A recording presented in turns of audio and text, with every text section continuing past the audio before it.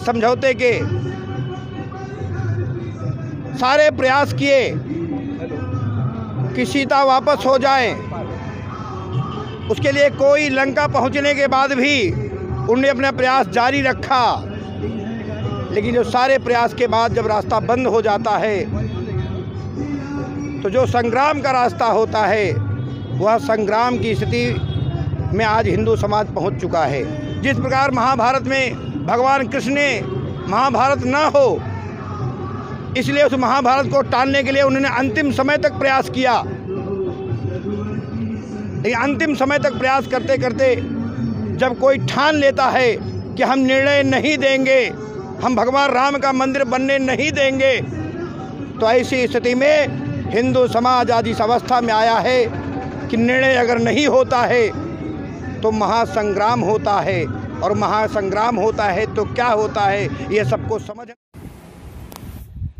अस्सलामु अलैकुम वरहमतुल्लाहि तआला वबरकातुहू। शमे उम्मीद के तमाम नाजरीन का एक बार फिर से खैर मकदम है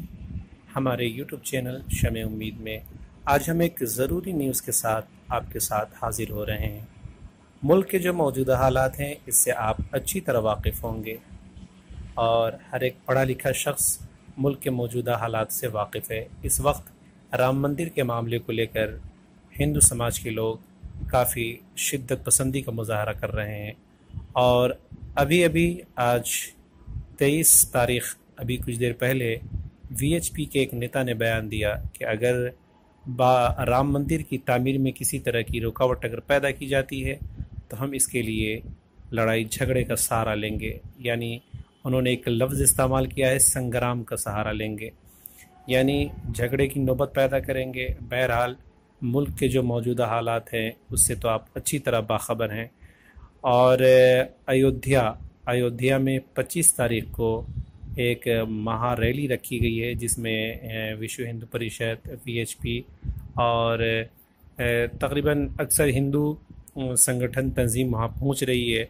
जो राम मंदिर के लिए प्रोटेस्ट करेगी, और कोई भी सूरत वो इख्तियार कर सकते हैं। लिहाजा उन लोगों से गुजारिश है जो लोग अयोध्या का सफ़र करना चाहते हैं या अयोध्या के करीब से गुज़रना चाहते हैं, ख़ास तौर से हमारे वो स्कूल मदारिस के बच्चे, चूँकि अभी मदारिस में शशमा इम्तिहान के बाद की छुट्टी चल रही है, तो अक्सर हमारे गोंडा, बस्ती वगैरह वगैरह के जो बच्चे हैं जिनका गुज़र अयोध्या की तरफ से होता है, तो उनसे गुजारिश है कि वो उस रास्ते से ना आएँ या फिर 1-2 रोज़ अपना सफ़र मुलतवी कर दें ताकि वो किसी भी हादसे की शिकार ना हो और हादसे से महफूज रह सके। और उसके अलावा भी उन लोगों से गुजारिश है जो लोग अतराफ़ में रहते हैं वो अपना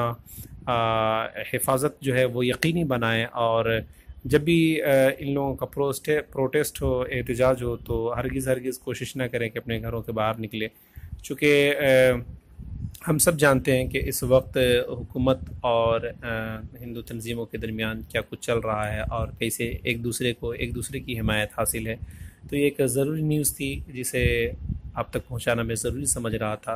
तो आप इन बातों का ज़रूर ख्याल रखें और ज़रा इस वीडियो क्लिप में देखें कि ये शख्स क्या कह रहा है।